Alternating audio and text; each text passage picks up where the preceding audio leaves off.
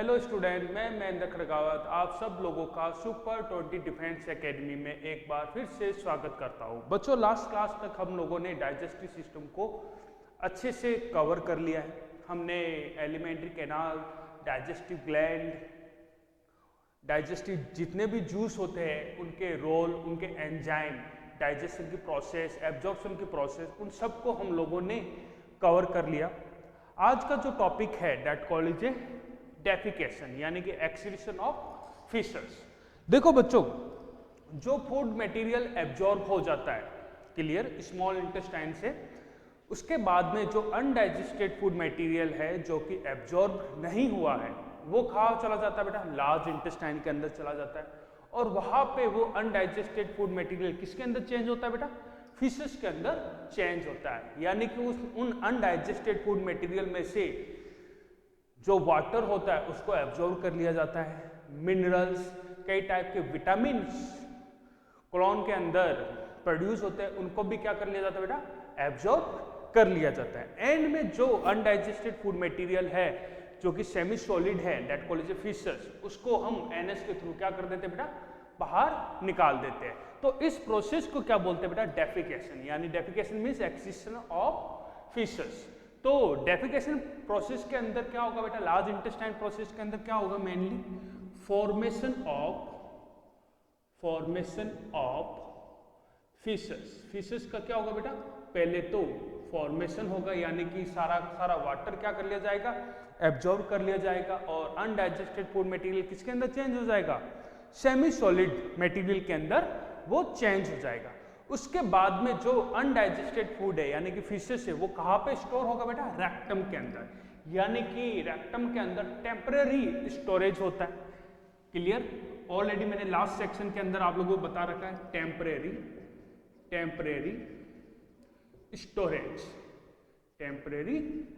Storage.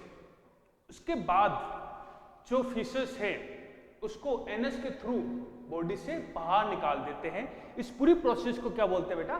Defecation. यानी कि finally expelling out of the body, expelling food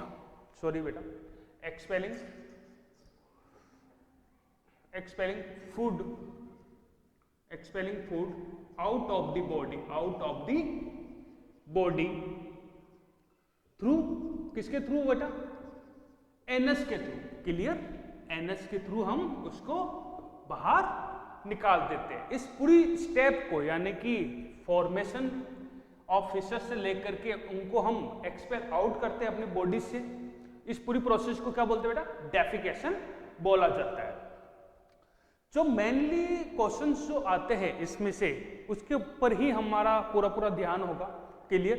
पहला जो क्वेश्चन आता है कि जो हमारा जो फीसस होता है, क्लियर, अनडाइजेस्टेड फूड मटेरियल होता है, उसका कलर कैसा होता है? क्लियर? सब लोगों को मालूम है that called is yellowish colour का होता है, स्लाइटली येलोइश कलर का होता है। तो कलर ऑफ फिशेस किसकी वजह से होता है बेटा? स्ट्रिकोबिलिनोजन की वजह से होता है। Colour of fishes is due to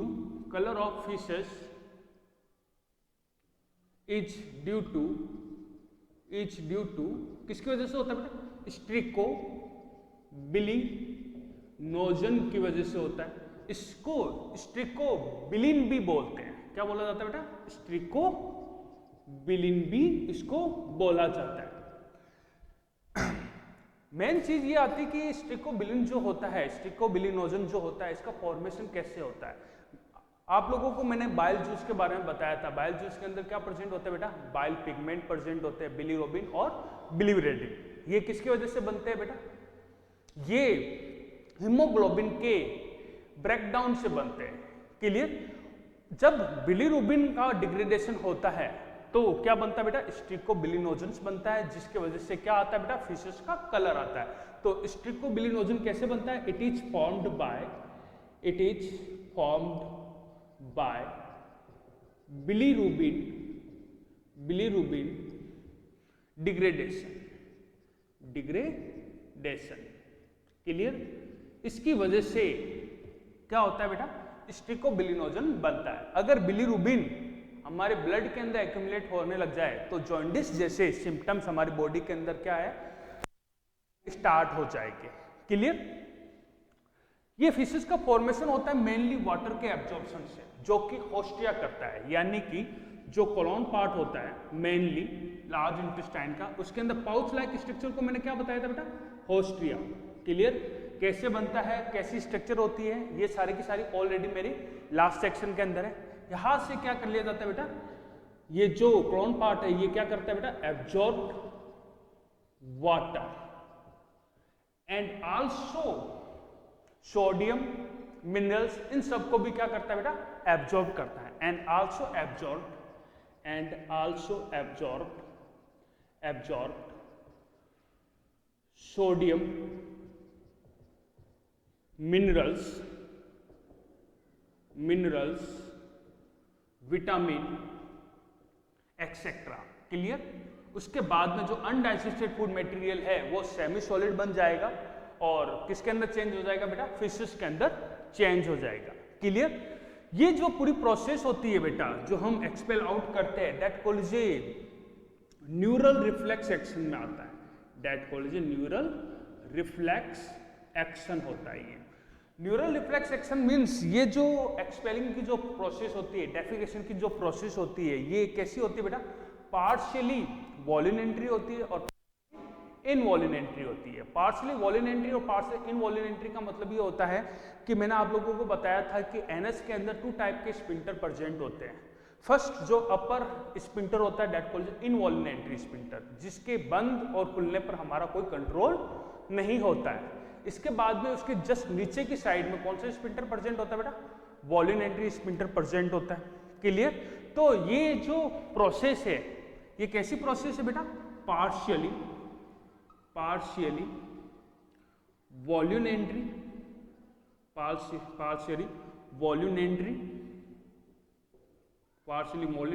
and partially कैसी है बेटा, इनवॉल्यूमेंट्री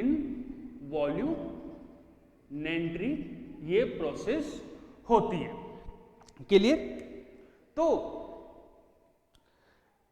अगला जो हमारा जो टॉपिक है दैट कॉल्ड डेफिकेशन प्रोसेस के बाद में, यानी कि जो फूड मटेरियल एब्जॉर्ब हो जाता है उसका यूज्ड कैसे होता है। यूज्ड मीन्स यानी कि हमारा जो फूड मटेरियल है वो कॉम्प्लेक्स फूड मटेरियल के अंदर ब्रेकडाउन हो चुका है बेटा। कॉम्प्लेक्स जो फूड मटेरियल है वो किसके अंदर ब्रेकडाउन हो चुका है, सिंपल मोनोमर यूनिट के अंदर ब्रेकडाउन हो चुका है। उसको हमारी बॉडी क्या कर लेती है बेटा, एब्जॉर्ब कर लेती है। क्लियर? यानी कि कार्बोहाइड्रेट मेनली स्टार्च किसके अंदर ब्रेकडाउन होता है बेटा, मोनोसेक्राइड यानी ग्लूकोज के अंदर, प्रोटीन एमिनो एसिड के अंदर, लिपिड फैटी एसिड ग्लिसरॉल के अंदर, इनको हमारी बॉडी क्या कर लेती है, एब्जॉर्ब कर लेती है और उसके बाद में हमारी बॉडी इसका यूज करती है। इस पूरी प्रोसेस को बोलते हैं बेटा एसिमिलेशन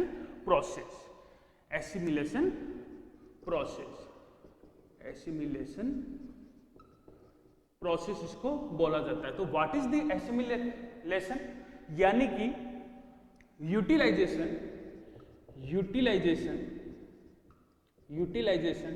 एंड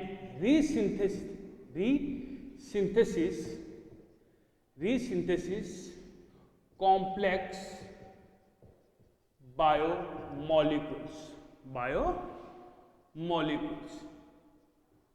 बायोमोलिक्यूल्स, इन सब को क्या कर दिया जाता है बेटा, यूज करते हैं। यानी हमारी बॉडी उनको वापस रीसिंथेसिस करती है, यानी मोनोमर यूनिट को कॉम्प्लेक्स बायोमोलिक्यूल्स के अंदर चेंज करती है, यानी कि एमिनो एसिड वापस जुड़ करके क्या बनेगा बेटा, प्रोटीन बनाएगा। अब वो प्रोटीन हमारी बॉडी में एंजाइम, हार्मोन एक्सेट्रा बहुत सारे वर्क करने में मदद करेगा। क्लियर? तो सबसे पहले पढ़ते हैं बेटा मोनोसेक्राइड। क्लियर? मोनोसेक्राइड के अंदर मेनली होता है बेटा ग्लूकोज। क्लियर? ये किसके अंदर यूज आता है बेटा, ये यूज आता है बेटा हमारे बॉडी के अंदर एनर्जी प्रोडक्शन के अंदर। क्लियर? यानी कि ग्लूकोज क्या है बेटा, used in respiratory fuel used in act as respiratory fuel के अंदर ये यूज आता है, जिससे क्या होता है बेटा, एनर्जी का प्रोडक्शन होता है, यानी कि प्रोड्यूस्ड एनर्जी। बाकी का जो एक्स्ट्रा ग्लूकोज होता है उसको हमारी बॉडी स्टोर कर लेती है, यानी कि ग्लाइकोजन के फॉर्म के अंदर लीवर में, यानी कि एक्स्ट्रा जो ग्लूकोज होता है, ग्लूकोज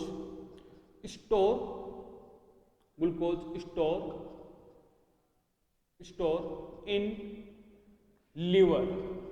और कौन सी फॉर्म के अंदर स्टोर होता है बेटा, ग्लाइकोजन के फॉर्म के अंदर स्टोर होता है, ग्लाइकोजन के फॉर्म के अंदर स्टोर होता है। That called is animal starch भी इसको क्या बोला जाता है। Clear.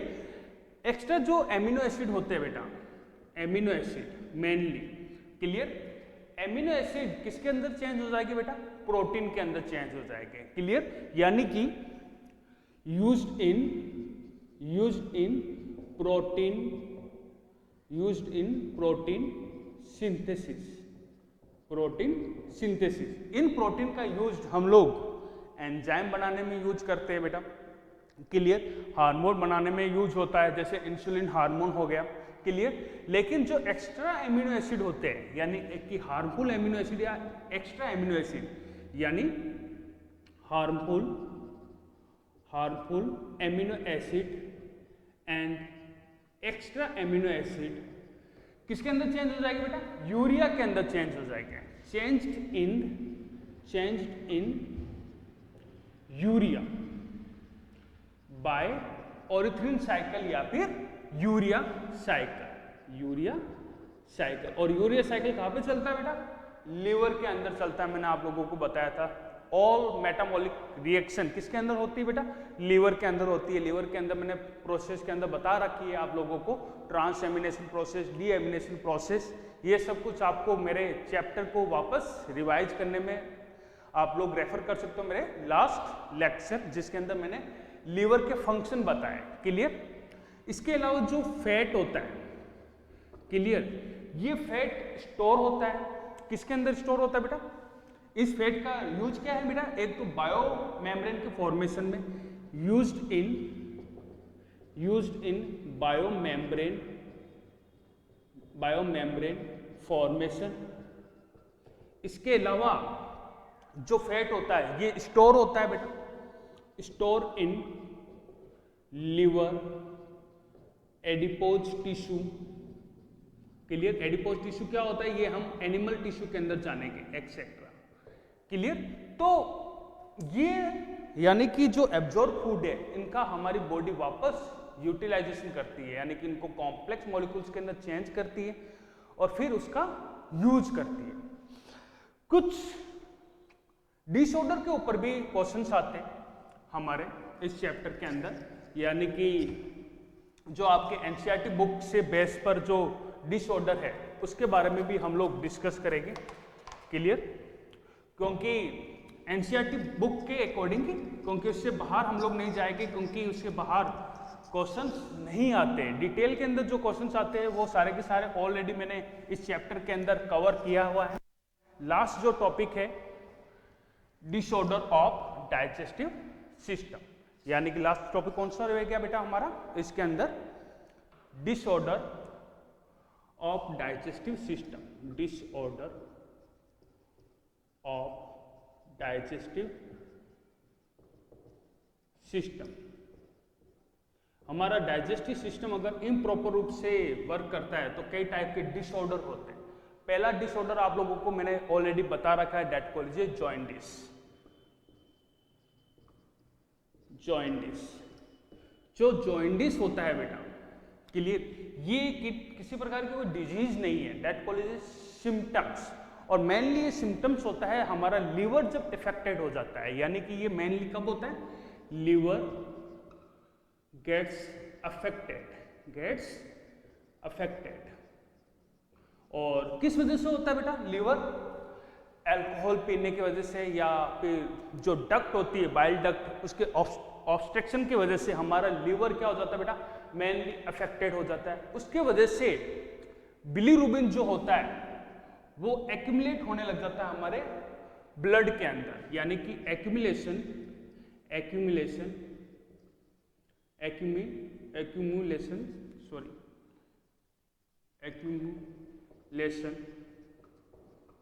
Of bilirubin in blood, यानी कि हम उसको बाहर एक्सक्रीशन नहीं कर पा रहे, यानी बिलीरुबिन स्ट्रिक को बिलिनोजन के अंदर बनता है, मैंने आप लोगों को बताया था, उसी की वजह से फीसेस का कलर आता है, लेकिन उसको हम बाहर एक्सपेल आउट नहीं कर पा रहे, वो ब्लड के अंदर धीरे धीरे बढ़ता ही जा रहा है। क्लियर? तो उस वजह से जॉन्डिस हो जाता है, और जॉन्डिस कोई डिजीज नहीं है, दैट कॉल्ड एज सिम्टम्स। और उसकी वजह से कैसे हो जाता है बेटा? येलोइश कलर हो जाता है हमारी स्किन का, येलोइश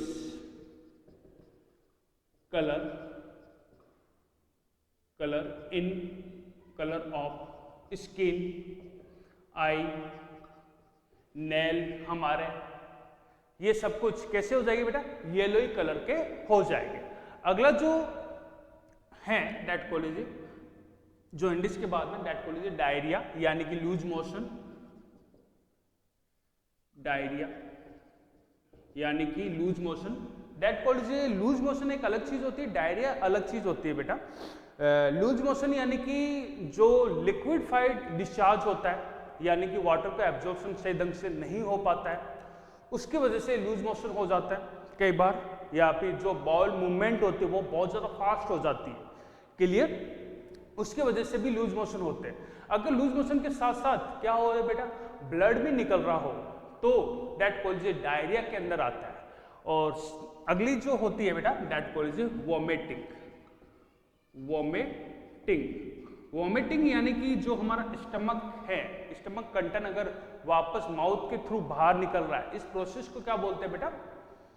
वॉमिटिंग बोलते हैं। यानी कि स्टमक कंटेंट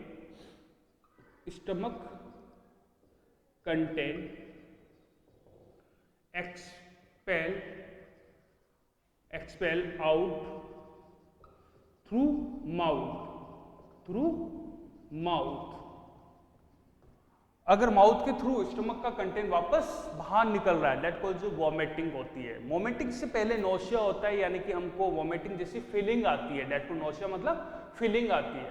मेनली इसका जो सेंटर होता है, कई बार एग्जाम के अंदर पूछा जाता है कि वॉमिटिंग सेंटर कहाँ पे होता है, यानी कि हमारा जो वॉमिटिंग सेंटर होता है वो कहाँ पे होता है बेटा? वॉमिटिंग सेंटर कहाँ पे होता है? हमारा ब्रेन के पार्ट के अंदर, यानी कि मेडुला ऑब्लंगेटा,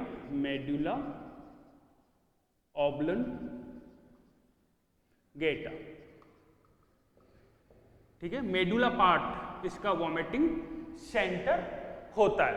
क्लियर? अगली जो होता है बेटा कॉन्स्टिपेशन, यानी कि लूज मोशन डायरिया का जस्ट उल्टा हो जाता है। क्लियर? दैट कॉल्ड कब्स, यानी कि वाटर को बहुत ज्यादा एब्जॉर्ब हो जाता है। मेनली जो हेपेटिक फ्रैक्चर्स मैंने आप लोगों को बताया था, क्लियर, और स्प्लेनिक फ्रैक्चर, वहां पे जो अनडाइजेस्टेड फूड मटेरियल होता है इकट्ठा हो जाता है, आगे की साइड में पुश आउट नहीं हो पा रहा है, तो कैसा हो जाएगा बेटा? कॉन्स्टिपेशन हो जाएगा। क्लियर? तो हमने आज के ये जो चैप्टर है वो कंप्लीट कर दिए। क्लियर? नेक्स्ट जो है, मैं तो चाहता हूँ कि दैट कॉलेज रेस्पिरेटरी सिस्टम हम लोग स्टार्ट करें, लेकिन आप लोग कोई अलग से चैप्टर पढ़ना चाहते हो तो प्लीज़ मुझे कमेंट करके बताना कि एक्चुअली आप लोग ये चैप्टर आगे पढ़ना चाहोगे, तो उसके भी लेक्चर मैं आप लोगों के लिए बना दूंगा। आज के लिए इतना ही, क्योंकि आज हमारा chapter digestion and absorption complete हो चुका है। जय हिंद।